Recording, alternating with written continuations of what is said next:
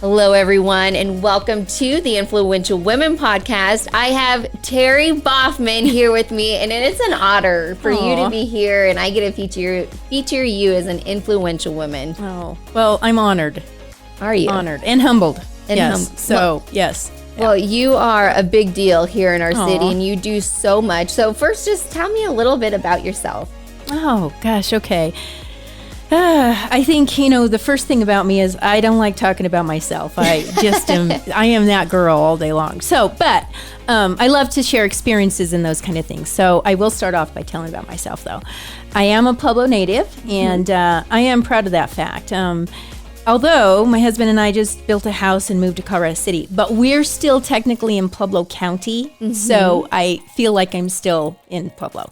But very much a Pueblo native, proud of our city, proud of that piece. What high school did you go to? Of course, that's the question. Of course, Pueblo County High School. Okay, hey, I'm a Hornet too. Oh, wow! See, yep. See, county great girls, minds. We get each other. Yeah, there we go. My husband also is a Hornet. We both graduated together. We were kind of high school sweethearts, if you will. Dated through most of high school, and graduated in June of 1978. I'm even going to just say the year. Go for it. And he worked for Sutherland's, which is no longer in Pueblo, but back in the day, all through high school, he worked at the lumberyard. And when he graduated, for some reason, they decided to give him a promotion, which was super cool and exciting, except for it was in Littleton. And so, we're just both fresh out of high school, and we had gotten promised. So our first date was like in Valentine's Day, and we got promised on Valentine's Day, and we got engaged on Valentine's Day. So I always envisioned that my wedding would be on Valentine's Day. So he goes and gets this promotion, and so he goes off to Littleton and checks it out and spends a little bit of time there. And it was much more expensive living there than Pueblo. So that sort of made sense why he got, an increase in pay because cost of living was higher. And so, being 19 years old and like moving away from Pueblo, I had never moved away from Pueblo and my family and friends and all of those things. And so I was not excited. I was not excited about this opportunity at all. And Doug knew that. And so he ended up quitting his job and ended up going to work at the mill. And so in the meantime, though, because, this transition was happening with him, and, God love my mom, but she decided, you guys just need to go ahead and get married because now you're going to move to Littleton. And so let's just go ahead and do this. And I'm like, well, okay. So we ended up getting married in October of 1978. And but not on Valentine's Day. No, because, Doug had moved at that point. And so it was just this. And then the other crazy part of the story was we had said it. So we were getting married by the Justice of the Peace. And this was not a shotgun wedding, so I'm just going to say that right off the bat. But we were getting married by the Justice of the Peace, and so the judge had scheduled our day to be on October the 9th in 78. And it turned out that was Columbus Day. And I was not in banking at that time, so I didn't know that, it was a holiday and that the courthouse would be closed. So we show up on the courthouse steps and can't get in the building. And we're like, well, this is weird. And so the judge comes down and says, sorry, I didn't realize it was, Columbus Day. And so brings us in and, so we get married and that was the start of the story. So by the time we were 25, we had all three of our boys. Oh, wow. We, our firstborn was born in 79, like our first anniversary, I was big as a house. I always kind of share this story that I'm not really a Halloween person. I don't like the goblins and scary things about Halloween. I like the cute little Caspers and those things, but I'm not really a Halloween fan. And so I go into labor on Halloween. Oh. And I'm like, really? This is not my holiday. And this is really not the holiday I liked that much. And so it was later, like 10 o'clock, 10:30 in the evening when the labors kind of started. And we don't have control of that, as I found out.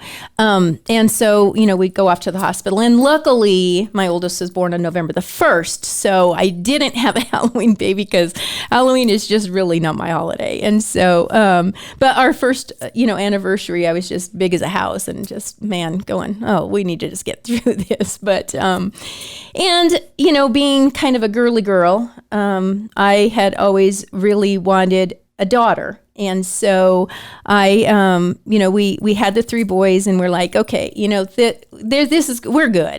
This is good. And we're just going to call this good. And so when my oldest, had his first, it was a grandson, and I was in my 40s as a grandma. And at first it was like, I'm a grandma? And yet, any of you that know as a grandparent, when that little boy arrived, that was just my whole world. And being a grandparent is another one of those joys in my life. But so my second born grandchild was a granddaughter.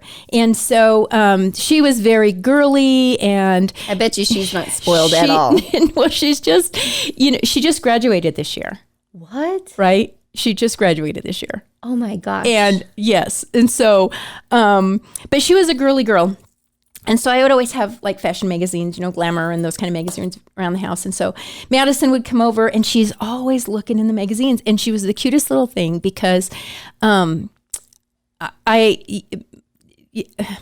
she would always find these outfits that were kind of scandalous outfits. And she would say, Grandma, you need to get this outfit. And I'd go, so go show that to Grandpa. And I would never dress that way. That's not my MO. Because you were always put together. Like, this lady always has the cutest outfit. It's like, is very classy.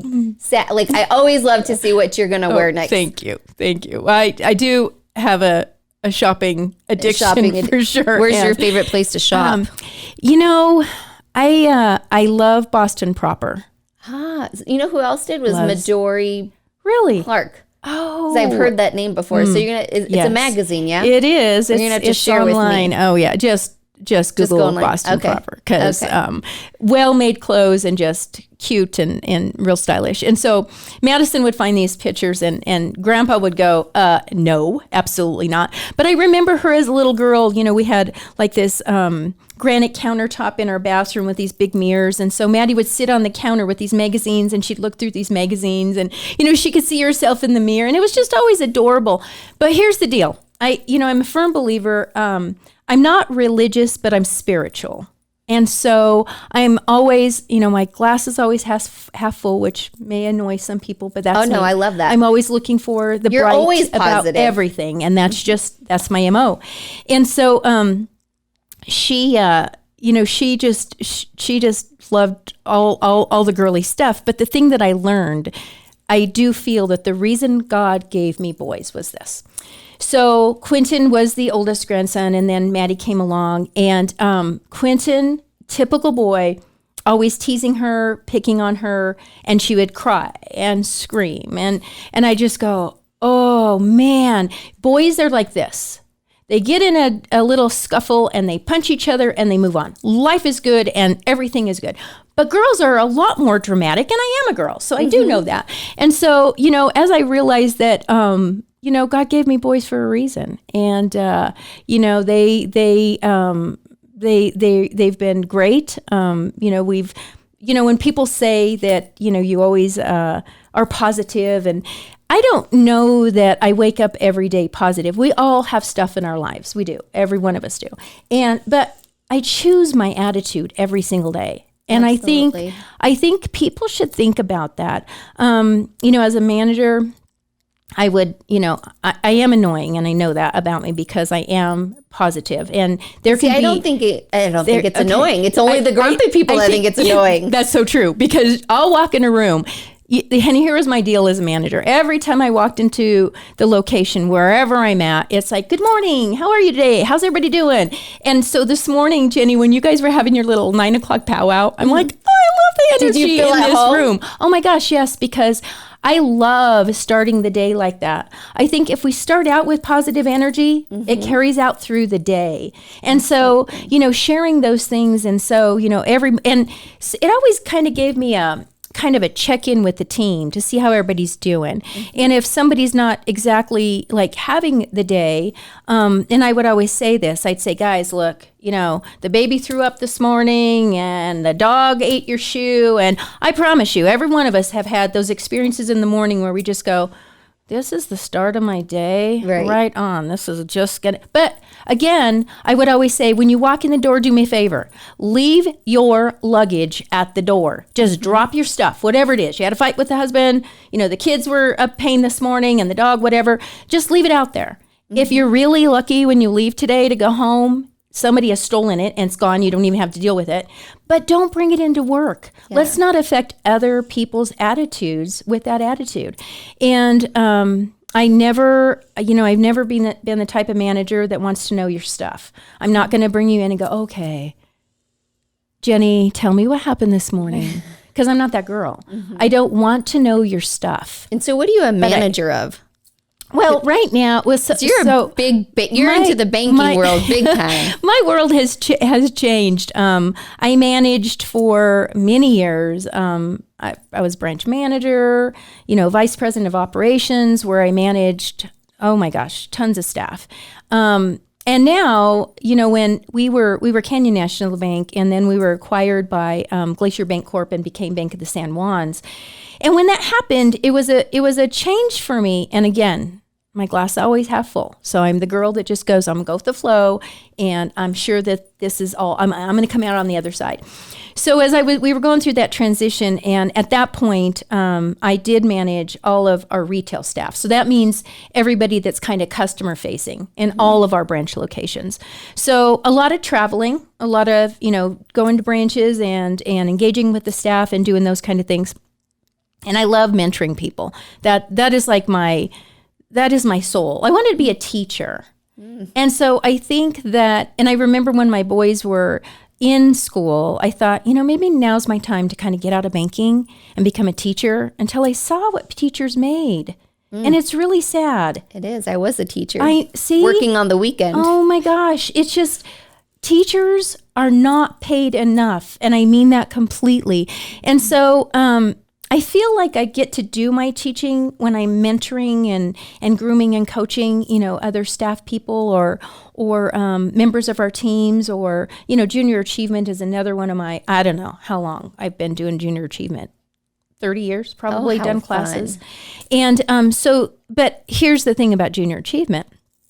I'm high energy. So I go in and I'm high energy with those kiddos because I want interaction and I want them to have fun, but I want them to learn something. And I walk out of there and I'm like, I need a nap. And I've only done this for one day. And how did I think I could be a teacher every single day?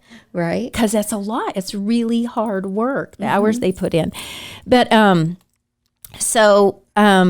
managed over the years, but as our transition happened in my current environment, those that were involved in the transition were like, well, so tell us what you do now. And so I would explain my job. And so the next day they call and they say, okay, so Terry, we're thinking that, we'll have you do this. And I'm like, cool. I said, I'm wide open to any ideas or whatever changes we need to do. I'm open to that.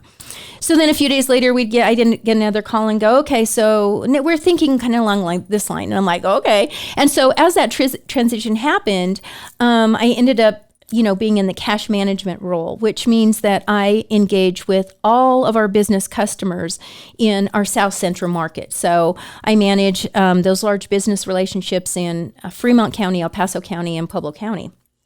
And so I suddenly didn't manage people anymore. And at first, it kind of took me back only because I love that part. I truly love mentoring people. And so I felt like maybe I would be missing that. And I really haven't, because still to this day, we have involvement with my teams and the branches. And, as people, some of the staff either knew me in previous lives because bankers move around, or even outside of my little working world, then I still get that opportunity to do those things. And those are the things that just make me feel really good about what I can give to our community and others and all of those. But I have to tell you how I got into banking, because this is a story that people always go, really? So my oldest was going to start kindergarten. And so my youngest was young. There's 4 years between the oldest and the youngest. And so he was going to start kindergarten. And I, at that time, worked at Chet's in the county. And, being a county girl, and I loved working at Chet's. So I was kind of in the office area, cashing checks and balancing drawers and making the deposits and those kind of things. But I worked at the afternoon shift. So I would go into work when my husband would get off at the mill. He worked kind of the day shift. And then he would come and watch the boys, and then I would go to work. And I thought, oh no, how is this going to work? Brandon's going to go to kindergarten, and I'm really only going to see him on the weekends. This is not going to work for me. So I remember kind of having that conversation at work with, one of the cashiers at that time. And he said, hey, my wife's in banking. She works at the Midtown Bank, and they're looking for somebody. And I'm like, banking? Okay. So I always say that out of necessity, I became a banker. And so I go down for the interview, and you're not going to believe this, and nobody ever believes this story, but I owned one dress. Because I didn't have a reason to have a dress. I had one dress. So I go into the interview, and I have the interview with the vice president at that time. And before I got home that day, I had an offer to come to work for them.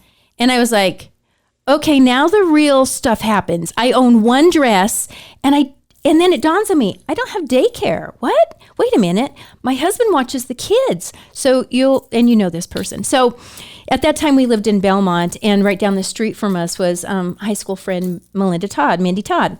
And so Mindy and they lived right down the street, and I'm like, I don't know what I'm going to do because I don't have a sitter. And she goes, Terry, I'll watch the boys. I'll take them and I'll watch them. And so Mindy watched the boys for many years before she, I think went into her social work kind of environment. But, I had one dress, and suddenly realized I didn't even have daycare. It wasn't very good planning on my part because, but it kind of took off from there. And you've been in it ever since. I have. It's been 35 years in banking. Awesome. And I just think back to how much banking has changed, and our rules and regulations, and just all of the environment that has changed in banking. But I'm fortunate.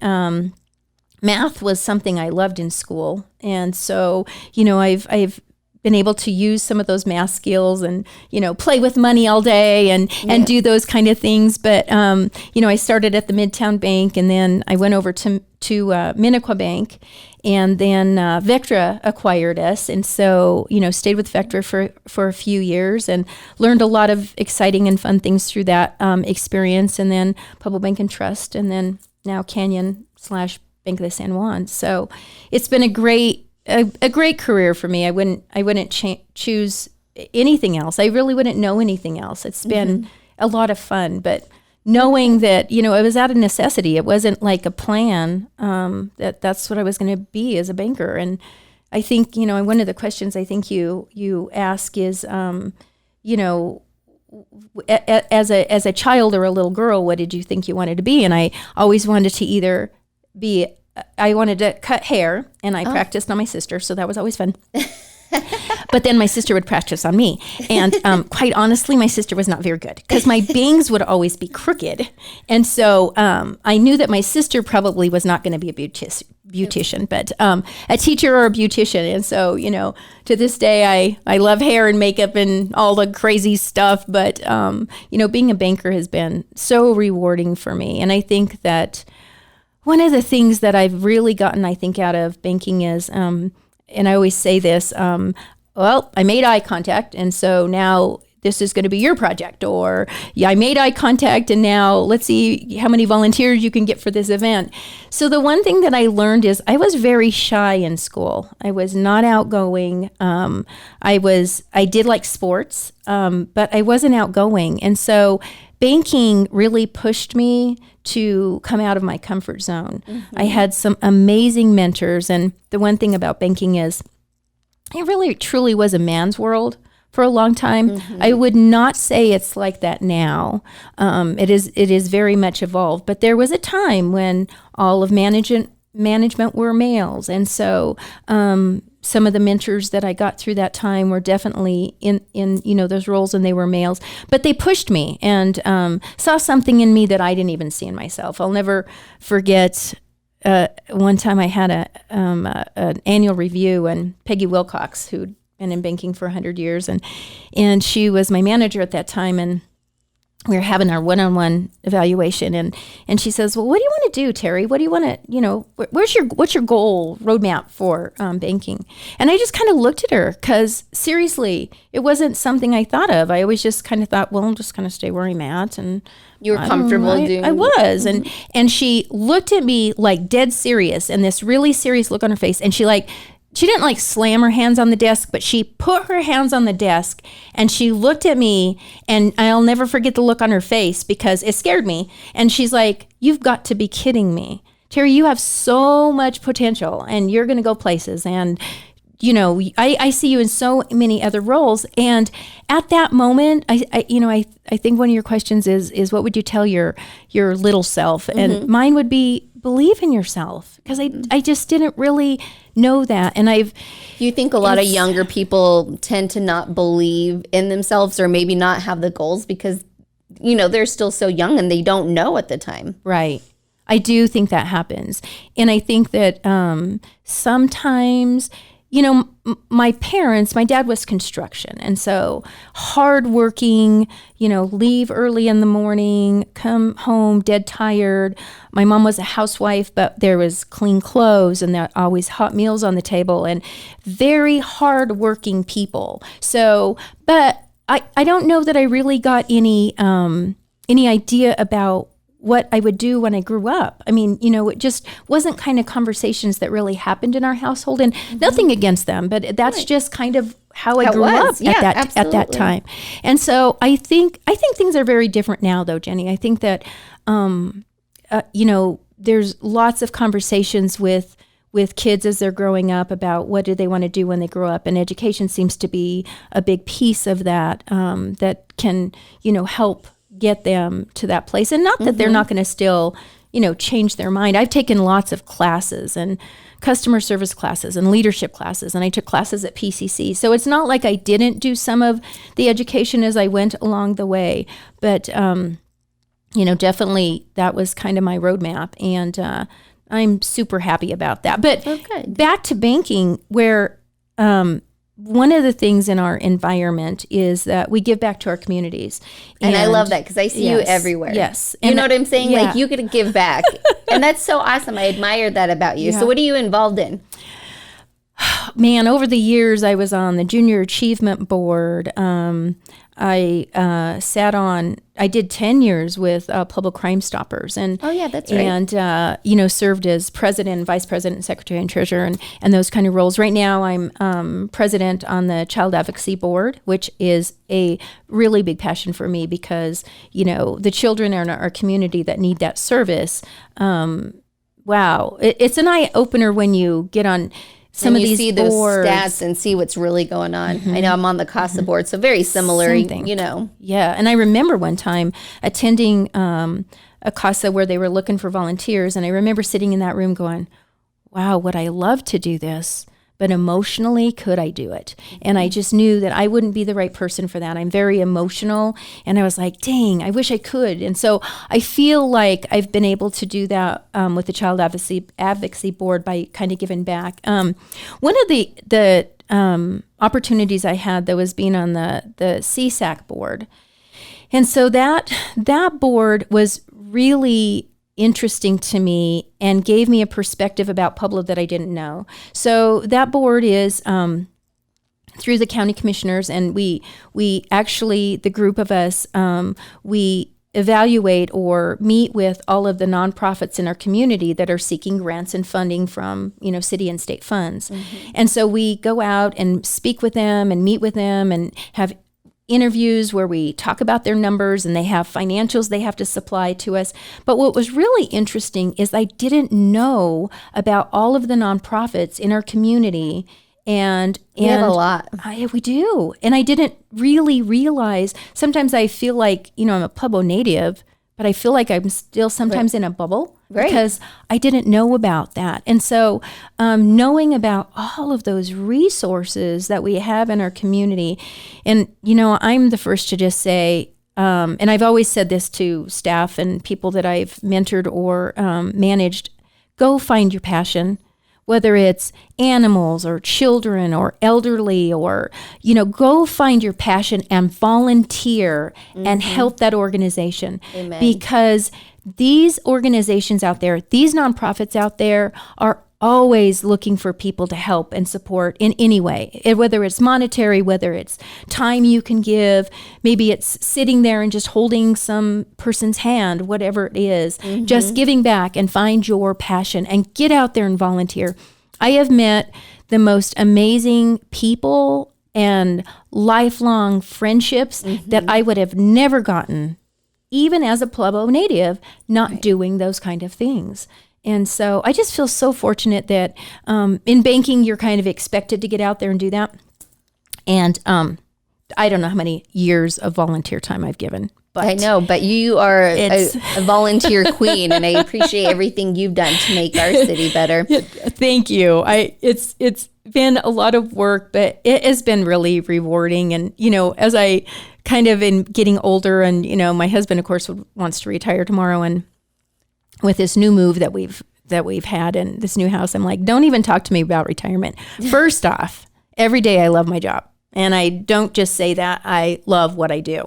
And you can tell that you love what you do. I do. I love the company I work for. They are amazing. And we just have amazing teams and people that I get to interact with. And meeting new business customers and helping them and sitting down and having conversations with them is just so super fun for me. So, and then the volunteer stuff that I, get to do. And there's fun things too. You get to golf. You get to do all the things. At the should learn how to golf, Jenny. But I would. All right. Yeah, I'm out there, cheering everybody else on. You're looking cute in an outfit, that's for sure. Well, Miss Terry, what is your why? Oh, wow.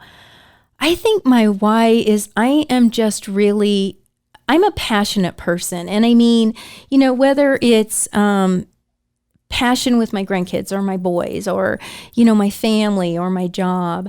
I think my why is, how can I help? At the end of the day, I don't care about my title. I don't care about the money I made. I can't take any of that stuff with me. But what I really hope is that I have somehow, given back and supported in a way that made a difference, and that I can encourage others to do that. Because my poor boys, I can tell you that as I volunteered for so many years and everything, and it's like, come on, you're coming with me. And I know there were so many times that they're like, you got to be kidding me. She's going to drag us again. My husband is an introvert. Really? Yes. So when they say opposites attract, 43 years later, 45 probably, it's very true and he's the one that'll go, are you kidding me? Like, I have to dress up and I can't put on my Harley shirt. And I'm like, dude, go get a jacket. And so many times he doesn't attend the events. And so people... As I say, I've never seen him. People are always like... I know you're married, but I've never... Is your husband invisible? Because... So if it's kind of a laid back event, where he can do his jeans and Harley shirt, he's going to be there with me. So are you a Harley girl with him? Do you hop on the Harley? So here's the thing. We have had Harleys, absolutely. And, even though I'm a girly girl, here's my weekend. Here's what I love to do. I all day love getting on the back of the Harley and riding to the mountains all day long. Really? I don't even see you. Love you it. Put on all the leather and I'm not that girl. I'll have, the leather boots and I have a leather jacket. But I'm not going to do the chaps and all the, stuff. But I love getting on the Harley. And, when we don't have a Harley now because we can't fit all of our fun stuff in a weekend anymore. The Harley had to go. And that made him. Did you wear your sad. helmet? Yeah, most of the time, most of the time I did. So, but I love getting on the back of the Harley. And my husband would say, why don't you get your own Harley and we could ride together? And I'm like, I'm the girl on the back end that wants to look around at all the wildlife and ride through the mountains. And that's what I love. And getting on the four-wheeler and getting muddy and dirty and putting on a hat and just being out in the outdoors. I love the outdoors and the wildlife. And so we're so blessed to live in Colorado and have all of that just in our backyard. Like it's awesome. Exactly. I agree all day long that, being out in the outdoors and fishing, my dad taught us how to fish. And so, I love sitting on the lake and just, even if it's relaxing and reading a book, that's my kind of just kickback time. But yeah, I love the Harley. Love it. I'm not a biker chick. I wouldn't say I'm a biker chick, but I'm a Harley rider. That's I love me. it. Yeah. I love it. So who's been an influential woman in your life? Oh, man. I mentioned Peggy Wilcox earlier, who was always a very strong woman. Aline Montoya, who was another banker that was a vice president with Minnequa Bank when I was, getting into the banking environment. And these women were always very strong. I'm not saying they stood up against the guys, but they can compete with those guys all day long. They did. And so that's where I feel like I really gained my strength and kind of and my energy, to be able to, Jenny, I've sat in boardrooms with all the men. The board members are all men, and one or two are sitting there smoking their cigarettes, and there's some cuss words flying around the table. And I can tell you that when it's hardball, I can stand at that table and play hardball. I wouldn't have ever thought I could have done that. But, the mentoring that I've had, and a lot of the mentoring I've had has also been men. Vince Vigil, Mark Dunsmore, Steve Shirley, a favorite friend of mine, have been additional, influences in my career that have given me the backbone to be who I have been as well. And the encouragement. I mean, if you would have told me as a little kid that I could stand in front of a group and talk, no way. I would have bet you my life that would never happen. But I've had some great, I've had some great mentors that are like, Terry, you have something to say and we want to hear it. And so we need you to come into this meeting and you're going to speak to this. And so gaining my strength and feeling, and I don't know if powerful is the right word, but just feeling good about myself, that I could be in there and give input. And I'm always the girl that starts with the positive first, If they're like, okay, when Vectra, Minnequa Bank converted to Vectra, I'll never forget that, the honchos from Denver came down and they wanted to meet and talk about what went well and what didn't go well. And so I'm always the girl that I'm like, well, this went really well. And, this is where we started, but we could have improved in this area and maybe this didn't go so well. And so I'm never trying to be critical, but I'm going to share some experiences that maybe we could have done differently. And sometimes we can't change those things. I think that in my environment, there's been times where, there'll be some new idea or I guess it would be an idea or that's brought to you as a manager. And there'll be times that I'm sitting in that room going, okay, so really, I don't know how this is going to work, but okay. And so I go home and I think about it because my job as a leader is to get with my team and help them understand that there's going to be a change. And we're going to try it and we're going to make it work. And I have got to be the one to be positive about it. I can't go in and say, I know this isn't going to work because I already thought about it. So guys, but we're going to have to do it. I'm the girl that has to go in and go, okay, so starting tomorrow, everybody has to wear purple shirts and pink hats. And that's what we're going to do. And we're going to make it work. Let's talk about it. Any ideas, suggestions, things that, we can, make this work. Because that positive energy, just like I said, when you wake up in the morning and choose your attitude, bringing that positive to your team all day long. And do you think that's what's made you such an amazing leader? Because I know people that have, that work under you, and they just say amazing things. And so, if there's any advice you could give leaders or, women in those more authoritative positions, positivity would be your Your advice? Hands down. Hands down. Hands down. And working with your team. You know, I mentioned I don't like talking about myself. And I can tell you that I don't care what project I'm on. And I don't even care if I'm the lead on that project. At the end of the day, when we did a good job, I am praising my team because I didn't do it by myself. I could never do it by myself. But our team did it. And maybe my leadership and positivity helped to take us that direction. And we did a good job with it, but I still didn't do it by myself because I don't care if it's the person who had to plug in the plug. You still contributed to that project and helped us make that project work. So all day long, you know, positive energy, and, you know, even talking about through some of the things that don't go so well, because not everything is roses. Right. But we got to figure it out. And if we, you know, those people who come into the meeting with their face and, you know, you're just, and I'm the girl and I'm going to annoy you Here we go. because I'm going, guess what? We're going to make this work and we're going to all work together. And You it takes and I are a lot every alike. See? I get that all the time. love They're that. like, I need to drink the rest of my coffee. I'm like, come on, let's go. And then my husband's like another level of it too. So Oh, wow. Yeah. we're crazy. So, but Yes. we're a lot alike. Yes. What are 3 words that best describe you?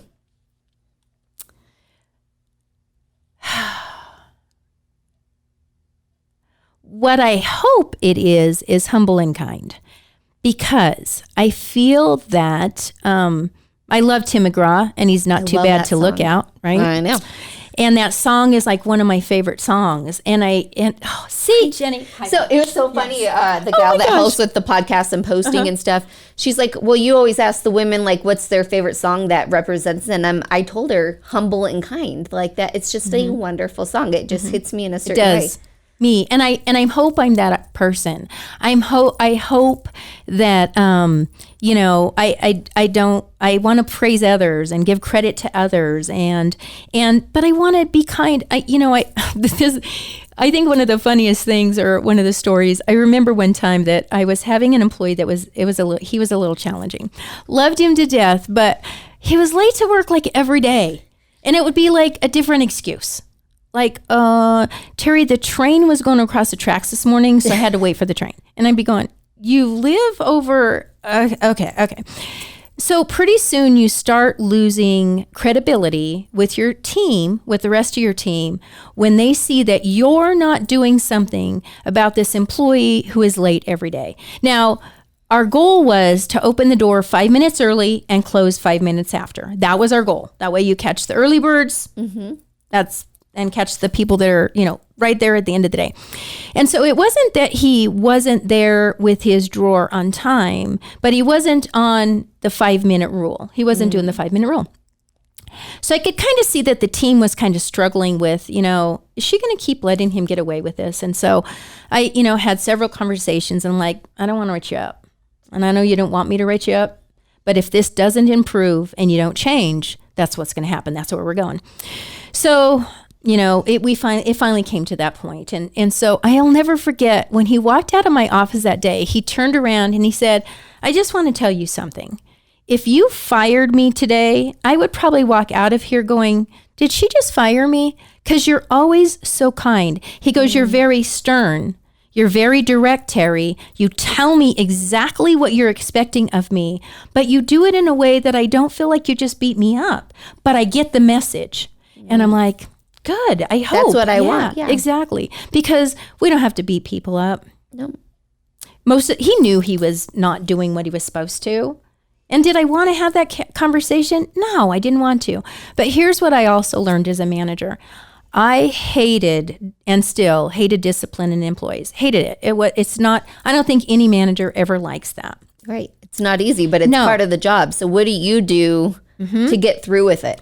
I take it on immediately. You don't let it keep you awake at night, because it will, and it did, until I learned the lesson. And when we talk about failures, I never say that I had any failures, but I've had a ton of lessons, Jenny, a ton of lessons that taught me things.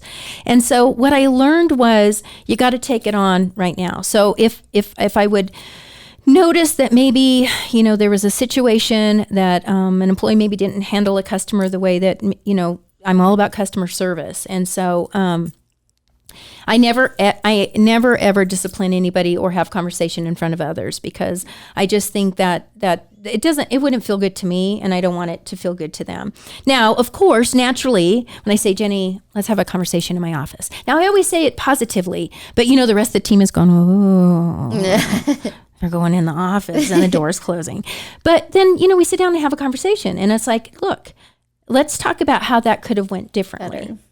And coach them through that and help them. Because honestly, sometimes they really don't know. They really don't know.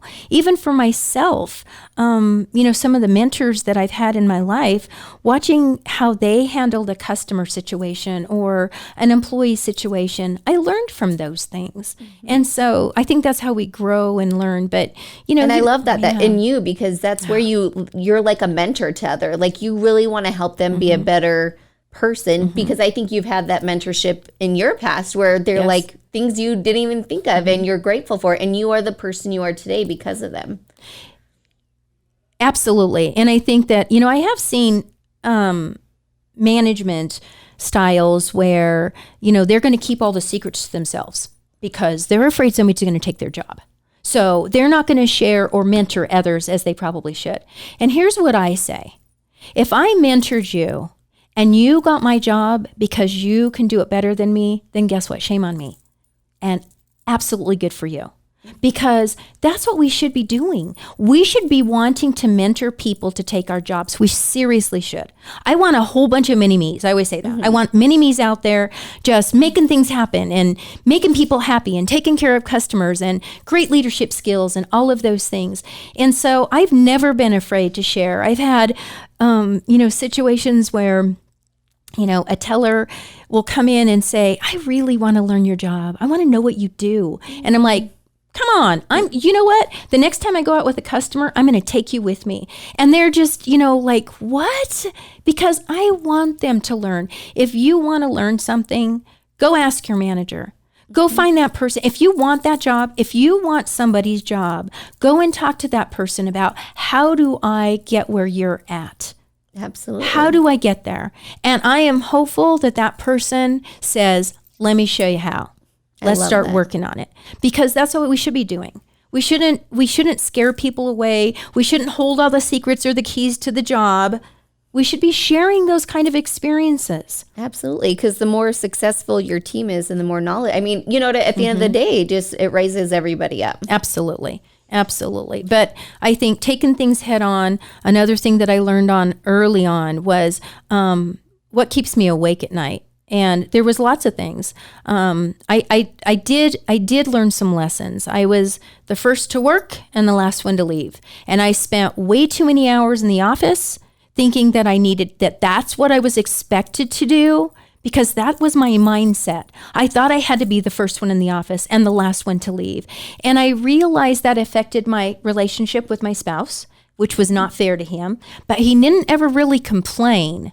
But I realized that caused a situation in our marriage that we had to recover from. And probably it very definitely affected, the relationship with my boys at the points that I wasn't around as much as I needed to be.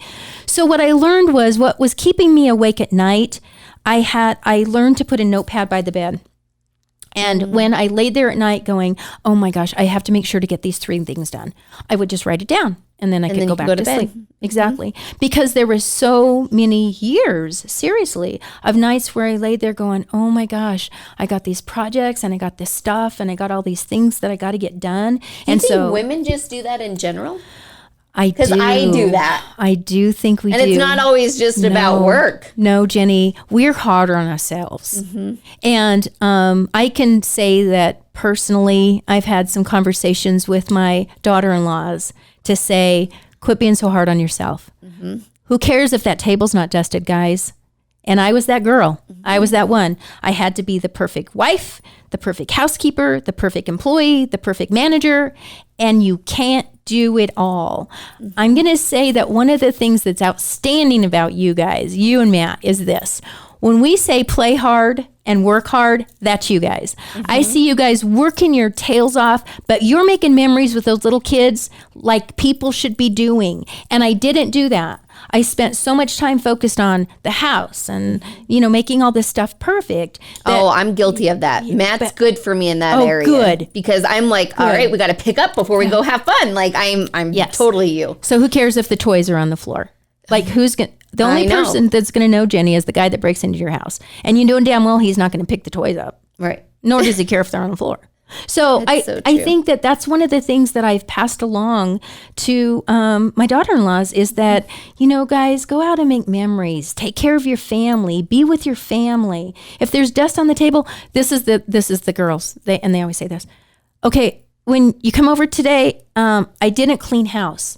Guess what? I'm not there to see the dust on the table. I'm coming over to see you guys and those little babies. So I don't care about that. Which I love that about you, because I know one of your daughter-in-laws, Stacy, she's a sweetheart, and she always says, I won the mother-in-law award. You know what I'm saying? Because you are just amazing at that. And I think you give her grace to not be perfect. Yes. And I mean, if more mother-in-laws could. Right. I mean, just in general, but. Right. She always has said that about you, and it sounds like if I didn't pick up, it's okay. I'm not here for that. It's Never. Okay. I'm not there to judge you. Here's what I hope. You're taking care of my son, and you love those babies. And if you give me that, I don't care about anything else. I could have to walk over 25 toys to get to the kids, and I'm not going to care about that. Because if my husband or my son is happy and those babies are happy, then I don't care about anything else. And as far as that goes. So, I've been very blessed with the daughter-in-laws that I have too, that are, there for my sons, and they put a smile on their face and taking care of those kiddos. So, I love it. I feel blessed as well. Well, if you could meet somebody dead or alive, who'd it be? Okay. So I got two. Let's do it. Okay. So the live one is Michelle Obama. And I'll tell you why. I don't talk politics or religion. That is off. I don't have those conversations. And when people start with their stuff, I don't either. So we're good. Yeah, good. We're most likely, they're not going to really know where I stand, because I don't really like to have those conversations. I think those are personal decisions that we make in our life. But I think President Obama was outstanding. And I know this. There's always a good woman behind that. And I think she is a strong, educated, funny. I think she's got humor, and brilliant. I just think she's brilliant. And I don't even know, Jenny, what my conversation would be with her, because I think it would be very down to earth. It probably wouldn't be it would be just conversational, but I would love to have dinner with her and just a glass of wine. I'm not really a drinker, so one glass of wine is all you're going to get out of me, because I'm going to go to bed after that. But I just think she's fascinating. I think she's fascinating. So she's one that I would put on my list. Have you read her book? I haven't, but I want to, and I need to take the time to get. Have you read it? No, I haven't. But I mean, I feel like that's a good first step, Yes, getting to know her a little bit better. So when you do have dinner and a glass of wine with her, you're ready to go. Yeah, there you go. Oh. Do you have a direct line or something? So after I read the book, I can call her up. Yeah, so let's look. But go for it. Why not? Yes, you only live once, so reach out and be and don't be afraid. Yeah, believe in yourself. There you go. And the other one, and this one is a recent one to me, I think, and I just think it's because all of the things that are happening right now is Princess Diana, and I think, dang it.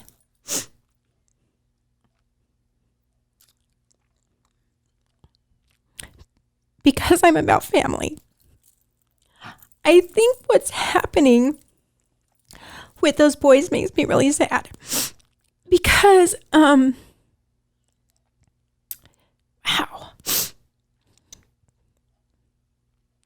She was a really good mom. And they lost her at such a young age that I can't even begin to imagine.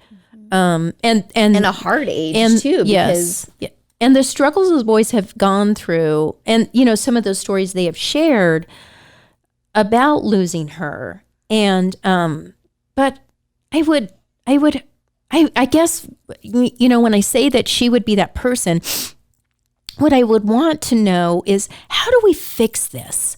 What does she see as fixing this? Because as a mom, we want to fix everything. We want our kids to get along. We want our families to get along. We want happiness and all these things.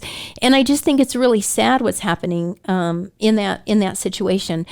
I'm not saying that either side is right or wrong, because I am never going to be the one to judge that. But I would like to sit down and I think she probably has so much story that people don't know about, and the struggles that she had, and the bulimia, and all these things that I think that she went through.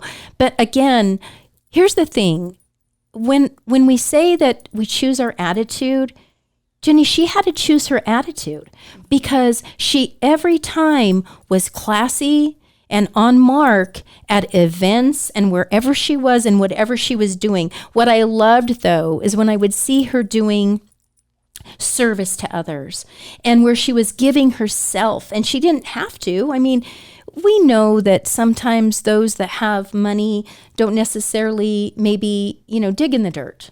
Right. They don't have to. They'll give their money. Some people give time. Some people give money. And yet she was giving service, and she seemed, and she was passionate so about it. Genuine. And yes, absolutely. So I would love to have those conversations with her, because I feel like I am passionate, but I would love to hear how her passion and how she overcame some of those things, because she truly, in my opinion, chose her attitude.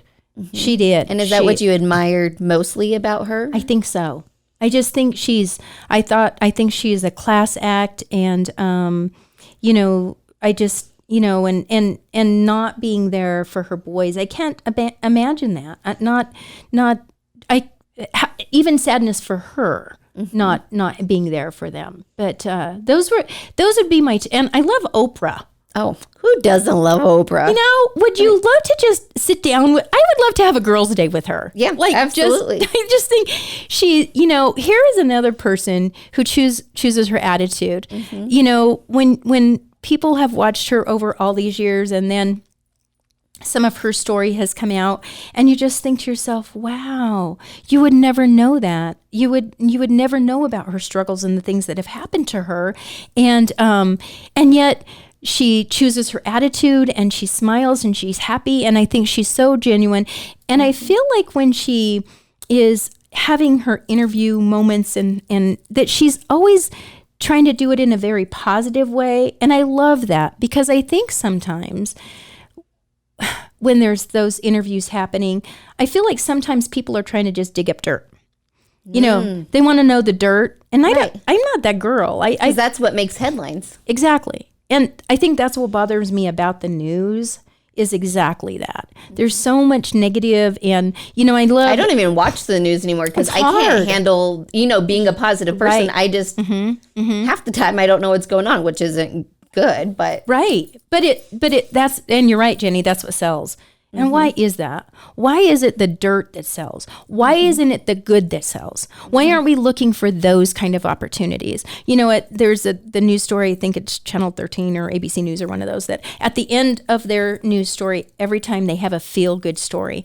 And I love that they have done that, because it's always some sort of positive energy that just feels good, that they share that and kind of talk about that. And I wish we would do more of that. I wish we would celebrate those things, because I just feel there's so much good out there. Absolutely. And we tend to want to know more about the bad. And I've been seeing a lot more on social media being shared, like, hey, look at this gal, look what she just did, rather than sharing, you know what I'm saying? Yeah. And I'm like, yes, if we could just see a little bit more of that, because it's almost just sprinkled in. It's not all about, I don't know. Oh, I agree. I think there's way too much focus on the negative. I'm not saying we should ignore those things. We should be aware of those things, absolutely. But I think that the focus really should be on the more positive things. I honestly think it would make us all be more positive.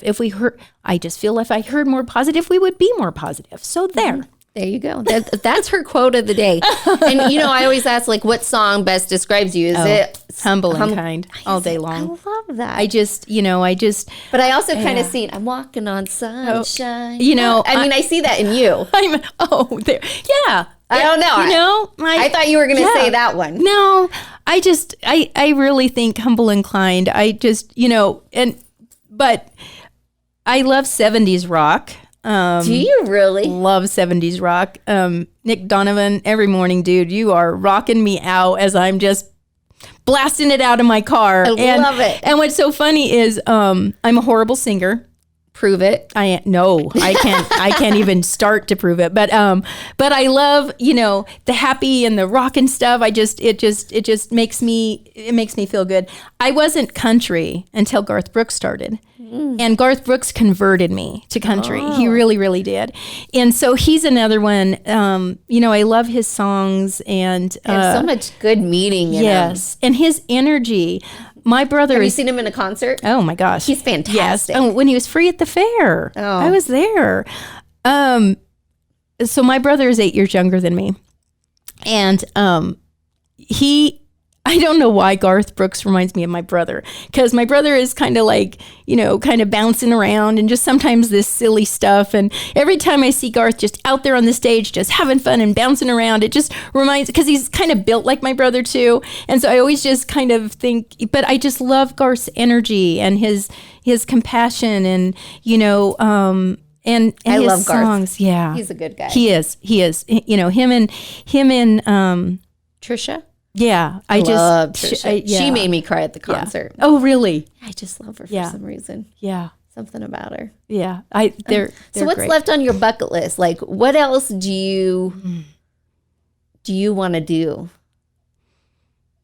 Wow. Because I'm always big, like, we only live once, and it's so important to know what's next. Like, what am I going for? I don't know that I'm really a planner. As far as, saying, I want to go here. I think, my husband and I've never liked water. Just like my mother. Really. Oh. And what's crazy about in the 60s is that my grandparents, and this wasn't common in the 60s, but they lived on Lexington and had a built-in swimming pool in the backyard. Built-in swimming pool. You would think that we would have learned how to swim.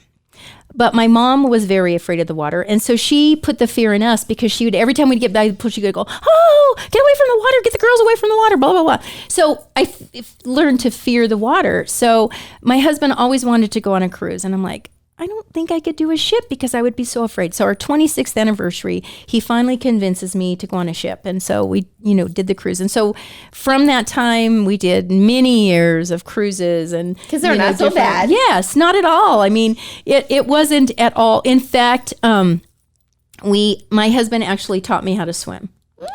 And so I don't like my face in the water. So, I swim on my back, but you're like the doggy peddler. Yes, but because there's something about the water in my face that just kind of freaks me out. But he taught me how to swim. And so if I fell off a boat, I'm going to still drown. I promise, because I'm just going to freak out. I just know it. But I when we get in the pool and I can definitely, swim through the water. But so I don't really know if I have anything on my bucket list. I just want to keep being around. I'm not ready to retire. And, I keep saying, well, maybe 5 years, maybe 6. And then I push it out to like 10 and I would have to do something part-time. I could never just stay at home. And, I know we want to travel. My husband and I have talked about, we have a fifth wheel. And, we'll do some traveling, but I don't even really know where I want to go.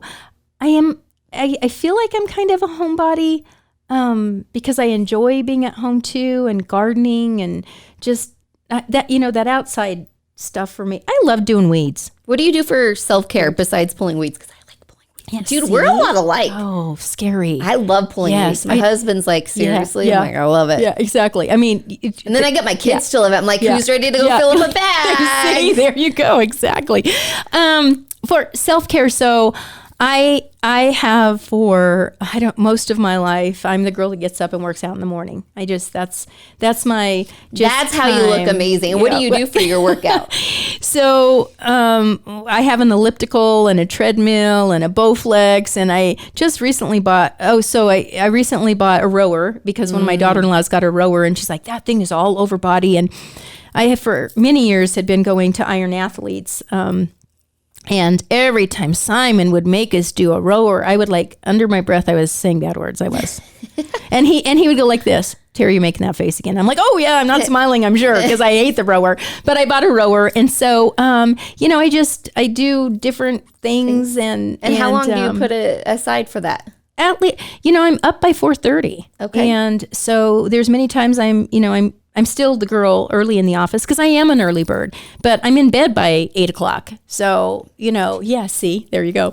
And so I enjoy my mornings. I am a 2-cup of coffee girl. Okay. And I enjoy my coffee. So I have a cup while I'm working out. And how do you like your coffee? Oh, sweet. Okay, me too. It's got to be sweet. It's got to have Maybe some that's why we have so much energy in the morning, because we wake up earlier. We put sugar in our coffee. Yes. When maybe some of those people rolling in at 7:55, they haven't had any of that because we've been up for hours. Theirs hasn't kicked in. Well, they just need to wake up earlier. They need to get on the train. You know what I'm saying? That is true. And for many years, after work, I would again go work out. I'm not the girl that, I would go to the Y and do classes. And, I loved 9-round boxing, loved that place. And then COVID happened. And so I haven't gotten back on the habit of going after work too, but that's really my self-care. It's mindless for me. It makes me feel good. And I enjoy working out. I do. Can I ask how old you are? 61.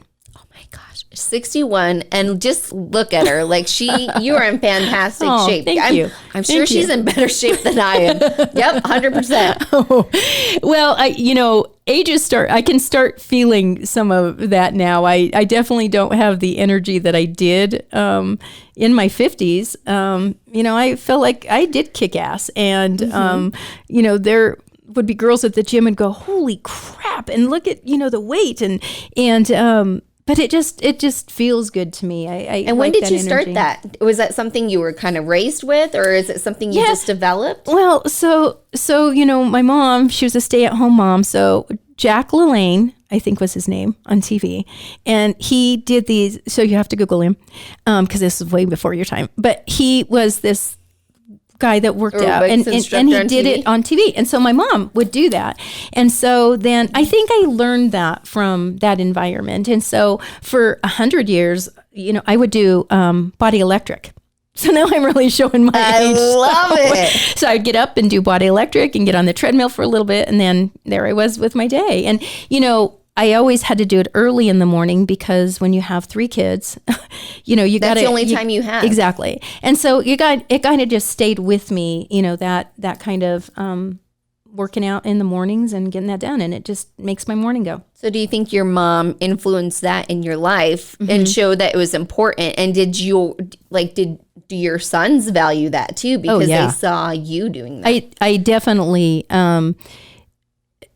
very definitely. I mean, especially Corey and Brandon, the 2 older boys, man, their shoulders. They're buff. Yeah. And so, and they very much are just like me in the way that I'm like, I have to work out. I have to get up and work out. And I see them do that too. And so I know, God bless little Stacy. I love her to death. She had been going to Iron Athletes with me, even during pregnancy with Brady, when she was first pregnant.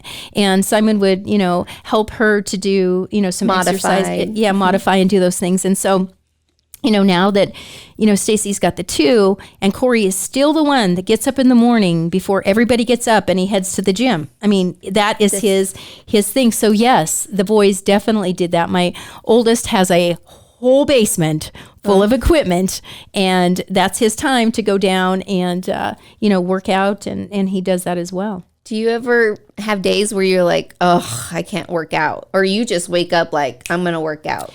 No, there's definitely days that I get up and probably don't give it 100%.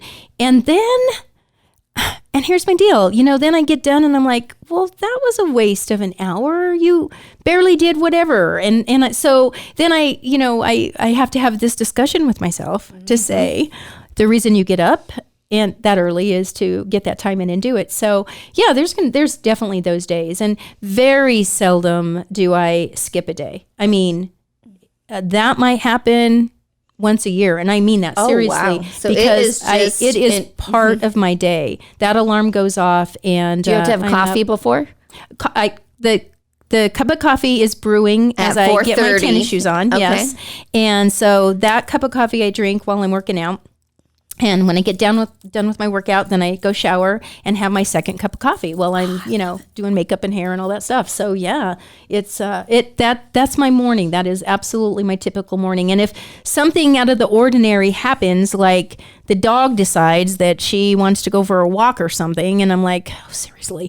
So I gotta, fit that in too. But yeah, my morning is definitely my time to like work out. Love it. And what hurdles have you overcome? What obstacles have been hard but have made you who you are today?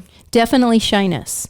When people have a hard time really believing that, I was a shy kid, but I was a shy kid. My sister was outgoing. She's a year and 4 days younger than me. And so, we're very similar, but but then we have that difference where she was more vocal and outgoing and I was not. And so, and in believing in myself, just confidence, I think. And I think that comes from being shy too, where you're the one that kind of stands in the back. And I wouldn't be the one that would like walk up to the front and say, okay, let's, everybody grab a bat and a ball. And I would never have been that person, but I am not afraid to, get in and even I think the other piece probably that was a hurdle for me was really figuring out who I was. I think that's hard. Yeah. I mean, I've even gone through a point in my life, like, all of my dreams have come true. What's next? Like, and I'd have a life coach, and they're like, and I'm like, I don't know. I need to figure that out, I guess, because you just kind of go through all the different seasons, and so when did you figure out who you were? I know it had to be later in life. I think, being 25 and having 3 boys and juggling a career and I worked even when the boys were little. I wasn't that person that took time off after I had my kids. I continued to work. So juggling, the house and the kids and life and your work, it definitely was later in life where I feel like probably in my later 40s was when I felt like, I think I know where I'm going. I think I know what I'm doing. Is that when you felt like you made it too? Yeah. Like, I made it. Yeah, I did. I think the biggest light bulb happened, and this is another just crazy story. So I was working at Public Bank and Trust, and I was marketing director, and I had moved over from Vectra just because I thought I need a job where I need to like not work so many hours. And part of that was my own fault as a manager, thinking I had to be there in the morning and leave at night and that chaos. So part of that was just me. So I had an opportunity to go over there and be the marketing director. And I'm like, oh, this is super fun and this will be cool and blah, blah, blah. And again, in the marketing, then you're still the one that's in charge of all of the events. And so that meant all the evening events and the weekends that I, had, events and things to do. But I'll just never forget this day. So we had gotten a new president. And day number 2 of his job, the upper level had, the management team. And so he called my office, and I was on the lower level back in this corner. And he called and said, hey, do you have a few minutes? And I said, sure. Like, I'm going to tell him, no, he's day number 2. Yeah, come on over. And I'm like, oh, man. So he's coming. So he comes down to my office, and really super nice guy. But, day number 2, you don't really know anything about him. You're right. Just like, okay, this is the new boss. And so he's come in my office for some reason. So he sits down and he says, tell me a little bit about yourself. And I'm like, are we talking personal? Or are we talking, my work history? And he goes, whatever you want to share with me. And I'm like, okay. And so, married, kids, blah, and then started telling him about my work history. And so he's just listening intently, and I'm just kind of like, I don't really know where we're going with this. And so he says, okay, he goes, well, this really isn't the right job for you. And he says, I'll get back with you. And I just sat there thinking, okay, I don't know really what that meant. So later in that week, I get a call from HR, and she says, hey, Bill wants to meet with you next week. And I said, that's cool, but I'm on vacation. And I said, but I will be in town on that day. So absolutely, I will meet with him. And she says, and he wants to meet at Village Inn. He doesn't want you to come in here. Him and I will meet you at Village Inn. Like, really? Now, I love HR people. Debbie Schindler. I love you, Debbie Schindler. But you always know when HR is involved, something is about to go down, right? Mm-hmm. So, and I kind of contemplated, I really didn't know what this meeting was going to mean. And I didn't know, I really was clueless. I did not think I was getting fired. That wasn't in my head at all. But I knew that there was going to be some sort of a discussion. So that morning, it was raining hard, cats and dogs outside. And so I called HR and I said, hey, it's raining hard out there today. I do not mind, and I know how busy Bill is. I do not mind coming into the bank, and let's just meet there. And that way, you guys don't have to get in the rain. She goes, no. Bill wants to meet at Village Inn. Huh. Okay. All right. So we get to Village Inn, and I was nervous. I mean, my stomach was just in turmoil. I was just nervous because I just didn't know what was going to happen. And so, he starts just kind of having small talk and just kind of saying about what his vision of the bank is going to be and kind of what he's looking at. And I'm listening, but I'm not sure I'm really hearing him, Jenny, because I'm still just kind of freaking out. Is this my last day? Yeah. Can you tell me something positive first? Does she have my check? Is that what's going down here? And so he says, so I kind of given you an outline of what I'm looking at. And he says, so this is what I want from you. So he lays these two large pieces of paper down. And so the very first one was, kind of the loan department. And, so it, had who was at the top and then all of the departments and who was going to be managed by who. And I'm kind of like, okay, because I'm not a lender and that's not my area. And so he flips over the next page. And when he flips over the next page, my name's on the top. And there's all these departments and these people below me. And I'm like, I looked at him and I said, I'm not sure what this is meaning. And he goes, take a look at it. We got you here. We've got, retail department here. Here's who's going to manage them and all the people under them. Here's, security. Here's training. Here's compliance. All of these levels. And I just sat there because this is not what I was expecting at all. And I said, I'm blown away, Bill, because I wasn't really sure what this meeting was about today. And he goes, I'm going to tell you something. He said, your management style, your leadership style, what you have inside of you is going to make this stuff happen. And I said, I don't know that I can handle all of this. And he goes, no. You don't have to handle all this. And this is one of those lessons that I learned. He says, it's not your job to handle all this stuff.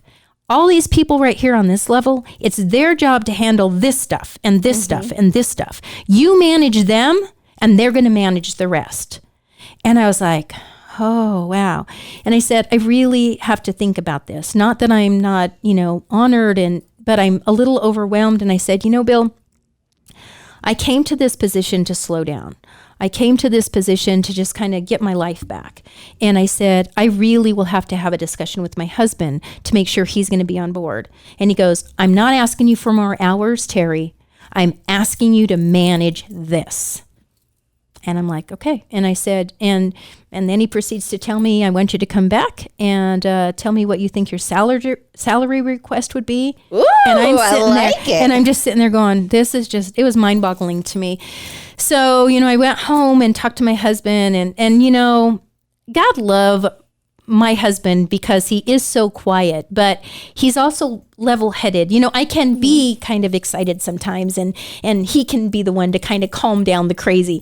And he just looked at me, he goes, you've worked really hard and this is where you should be. And I was like, wow.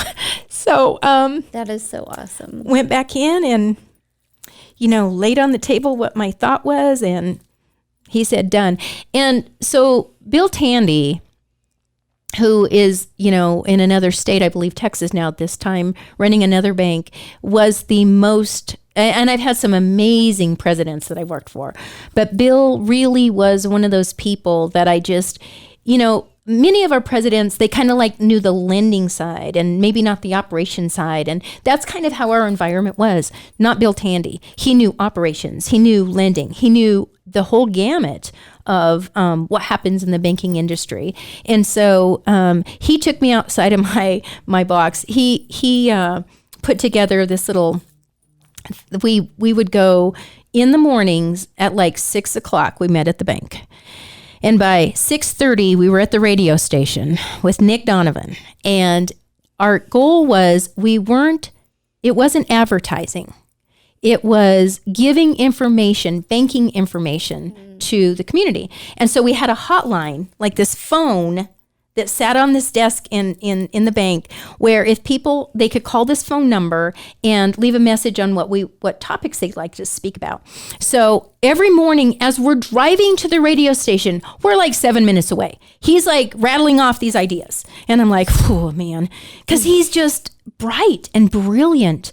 And I would just go, I don't even compare to this man. He's just so, and, we would have fun, and, he would bring in, Steve Shirley would be part of that sometimes, Al Spinuzzi, and some of the other of our management team, and just what a fun time that was. It was like a 3-minute deal, and sometimes it ended up to be like 7 or 8 minutes, but we just talked about, hey, so, FDIC insurance is here to protect your funds, and this is what it does. We never, ever sold the bank, but we were selling the bank, and it was brilliant.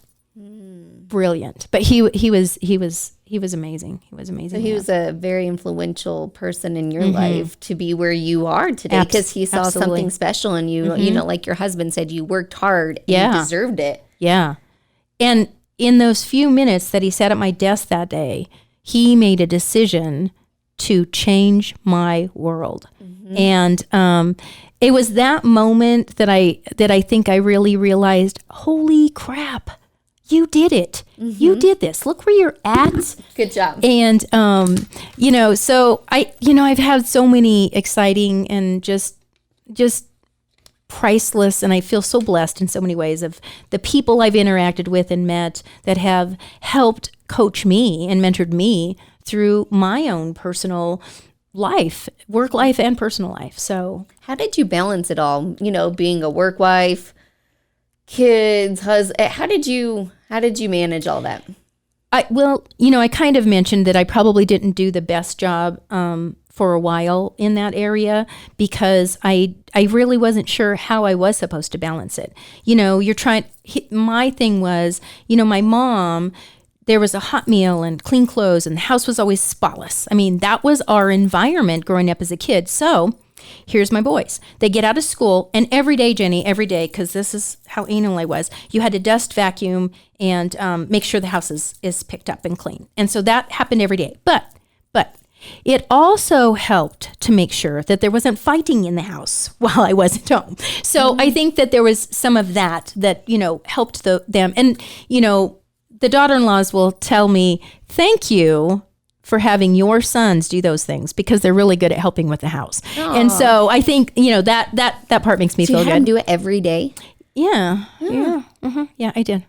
Yep, Jenny. Yes, I did. I love it. Yes.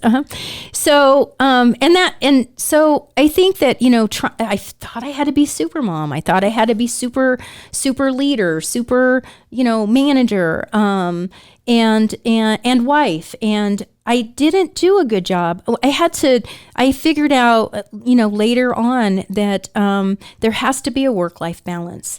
And just like I said earlier, you got to play hard and work hard, and you better find that time to be able to play hard. You better find that time to work in some downtime with your family, your kids, your husband, whoever it is in your circle, you better find some time to do that, because that is as important as, your work life. And so work-life balance I feel like as women, I think we feel like we're supposed to be the superwoman and be able to do all of that, and we shouldn't feel that way.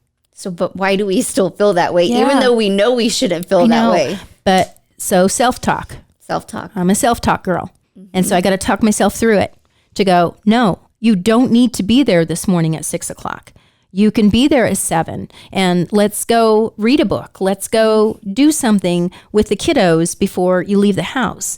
And, just making sure that you figure out that balance and making it happen. And I think self-talk is really huge. Important. And even, we all have the girlfriend, the girlfriend that I'm going to go, I need you to be honest with me. I mean, kick me in the teeth if you need to, but here's what I'm thinking. And I have that girlfriend. Who is that girlfriend? Well, her name is Val Harden. And she, again, a relationship that happened later in my life. She lived on the same street as we did on, when we lived in Pueblo West on Gulfwood. And so after work, I would get off work and go walk every day. So I would always walk this same walk. And so she started working for Malin White, actually, at the bank. And so one day she came down to my desk at the bank and she said, you walk by my house every day. I want to start walking with you. And I'm like, okay. And that relationship started from there. Aww. And so she's that girl that I can call and go, hey, so this is what I'm thinking. And she's going to be honest and direct with me. She's not going to sugarcoat it either. She's just not going to do that. And I so much value that, because we need those people in our life to go, hey, you're not doing it. You're doing it all wrong. Let me give you some advice. So, and we do that with each other. I mean, there's the times that she'll call and ask for my advice too. But I so much appreciate that about, somebody who can be honest and direct, because I think our nature is we don't want to hurt feelings. Right. And even if we're like, well, I don't know if that's the best idea, we're going to go, go, Jenny. I think that's a great idea. And we shouldn't do that.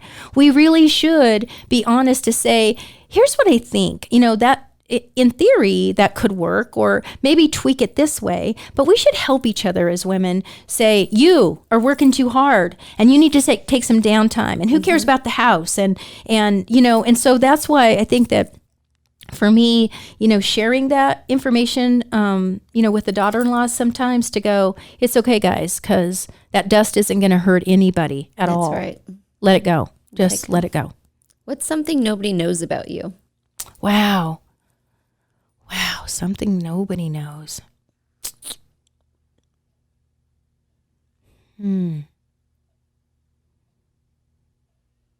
Wow, that's tough. Gosh, because I feel like I'm a pretty much an open book. Or most people don't know.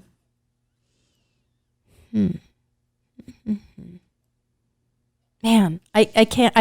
I don't know. I would have to come back to that. Okay. Because I can't really think of.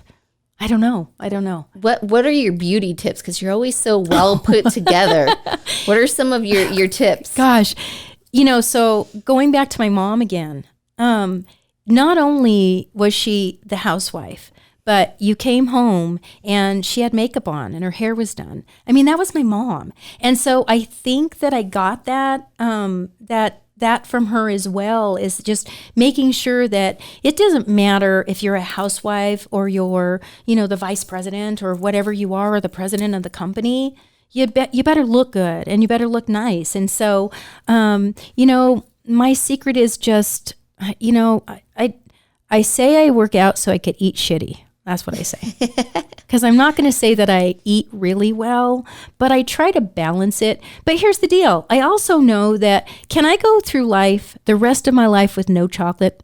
I cannot do that. Me neither. It makes me so happy. Yes. I had my 2:00 snack. See? So I think, I don't know if there's really secret. I do feel like I try to take care of myself, and I try to work out, and, drink enough water. I sleep. I feel like I definitely sleep on a snooze mattress?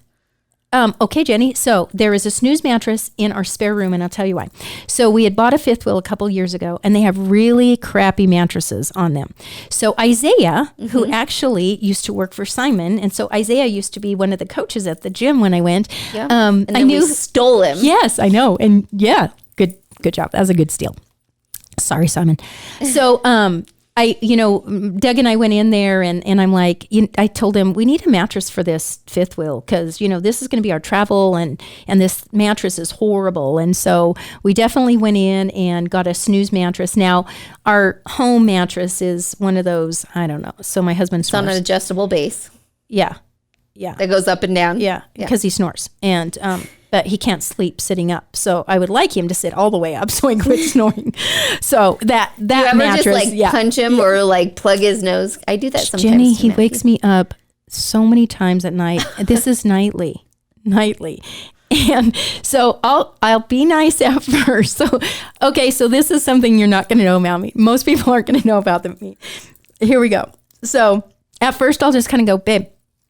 Because I'm thinking, because there's times he even wakes himself up. I'll hear him go like, and then all of a sudden, I hear it, and I'm like, he just woke himself up. Okay, he's going to roll over. And he doesn't. And so then I lay there again going, oh man, okay. So I'll be gentle. And then pretty soon I'm like, Doug, I'll full on push him in, and he'll go, you don't have to be so mean. Well, you don't have to wake me up. So there's these disagreements almost nightly. I think a lot of people experience this. We always try nice, and then we go the next step, and then it's like, all right, dude. And so this is what he'll say. You just woke me up. Really? I woke you up? I'm like, so I'll grab my pillows and my blankets and I'll go into the other room. And so in the morning, he'll go like this. Sorry. Can we set it up just a little bit more? Terry can't sleep like that. Well, guess who else isn't sleeping so I guess that is one of the things that people won't know. So that mattress is in the guest bedroom because you sleep there often because of snoring. Yes. So I'm like, oh yeah. So there we are. It's just, man, that, and my husband didn't snore as a young man. He snores as an old man. Sorry, babe, but you snore as an old man. But I hear Is it only when he's on his back? Yes. See, I have to like try rolling Matt over, and then he's better. Yeah. It's just when they get on their back. For some reason, I don't know. So we bought these little, I don't know, it was like some sort of strip you put in their nose. Doug, I'm really sorry. I hope you don't listen to this because now I'm telling secrets. But, that didn't work for him. And like this mouthpiece thing, he tried that. He wasn't very good at doing those things because Has he tried for sleep apnea? What are they called? Those machines? Yeah. What are they called? My mom has CPAP? Yeah, CPAP. Yeah, no, he's not. I've suggested he should try one. I told him. That helped my mom. Really? I'm going to shut up. I've suggested that. Go see Dr. Brad Smith. And oh my see God. If that helps. I've been to the sleep center, and I've even talked to Hina about my husband, and she's like, you should have him come in so we can, do this study. And he's like, I'm not going and sleeping in somebody else's room and somebody else's bed with this stuff all hooked up to me. And I'm like, okay, then I'll just keep shoving you. But there. But he did it older in life, and my oldest, I guess he's now a snorer. That's funny. And so I'm hearing her stories, but he goes and sleeps in the other room. Oh, so she wakes him up first and then he goes. Mm-hmm. So, every once in a while Doug will go in the other room, but most of the time it's Terry grabbing her pillows, and I make lots of noise. I want him to know that I'm leaving the room angry and going because I gotta sleep. So even though I can be nice and choose my attitude, that's probably not a very good choose my attitude example. Because you're not sleeping. I'm not. I get it. Exactly. And so when we camp, we have this brand new fifth wheel, and it's beautiful. And it has a pull-out queen bed in the living area. And so when he's snoring in the camper, I'm too lazy, honestly, to go out there and pull the bed out and make it all. So I annoy myself and make myself even angrier by trying to curl up on the dang couch with my and I'm a 2-pillow sleeper. I hug a pillow and lay on a pillow. I love 2 pillows. And she loves 2 pillows. I love 2 pillows. That's something nobody knew about you. No, that's right. 2 pillows. I'm a 2-pillow girl. And they have to be my pillows. They're my very own pillows, and they're certain pillows. But then I'm angry because I don't sleep good and I feel like I'm going to fall off. And so maybe you should set up a tent outside and put Doug out there, and then yes, because I'm not sleeping on the ground. No. That's not happening. Or pull out the queen before. Yeah. I could do that. A dog will probably get on it, but yeah. What other advice? Anything else we should know about Miss Terry Baughman? Wow. I know I've repeated this, but, just find your passion and choose your attitude. And I promise it will change your life. It really, really will. And it'll make you feel good. I always say that, if I feel good inside, then it's going to portray outside. And so, my life isn't cherries and roses every day. We've had struggles and challenges and things in our lives that, but I'm not going to let that show. I'm not going to let it drag me down and others around me. So, find your passion. Go out and volunteer. The friendships I have made. Jenny, I met you and Matt by volunteering for the Miss Pueblo pageant. Oh, yeah. You were the MC. Matt was a judge. I met you guys so many years ago, but these are the kind of people that I've met through my journey. So take that journey, take that opportunity to get out there and meet people. And they're priceless relationships. I've got so many wonderful experiences and friendships that I wouldn't have gotten any other way, even as a Pueblo native, because you don't know everybody. I don't know everybody. You think you know everybody until you do, and then you're like, I don't know any of these people. Leadership Pueblo. Never done that. 2018, best class ever. No, I think it was 2014. Oh, wow. I would disagree. But so I had never done it because here was my deal. I didn't think I could fit it into my schedule. I mean, it was a whole day every month. And people would always say, you got to do this, Terry, you got to do this. You're a Pueblo native, you got to do this. So one of our lenders, Miles, who was a friend of Stacy, so many connections. So he came from Canyon City, and him and Stacy, my daughter-in-law, were best little friends since little kiddos. So Miles works for us. And so Miles took Leadership Pueblo 2017. So he gets done taking it, and he comes in my office and he says, here's the deal. You are a Pueblo native and you've never taken Pueblo leadership, Terry. You need to do this next year. I'm like, you know what? You're right. I'm going to work this into my schedule. And there was not, so my daughter, my other daughter-in-law, Valerie, I talked to her and I said, hey, you want to learn more about Pueblo too and get involved and because she's not from here. I said, why don't you do that with me? And so we both did it. She was the only other person I knew in that room, Jenny. Right. That's the crazy only part. Other person. I didn't know anybody in that room. Which is so crazy because you were very, you're recognizable in Pueblo. A lot of people know you. You do a lot of the events and then you think you know everybody. And then I did the same thing. I went, I was pregnant and I was like, I knew 2 people, but now I see them all the time. One just got promoted to sergeant. I mean, it's just fun. Yes. But we were the best class ever. Yeah. We'll talk outside the room. Okay. Right, I don't want to do this on camera. All right. Sounds good. Well, what does the word influential mean to you?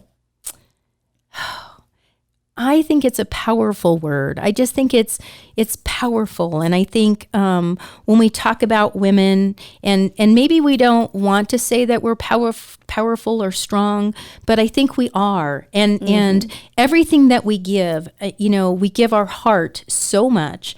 And I think that, in our personal relationships and relationships with our kids and our grandkids and our families.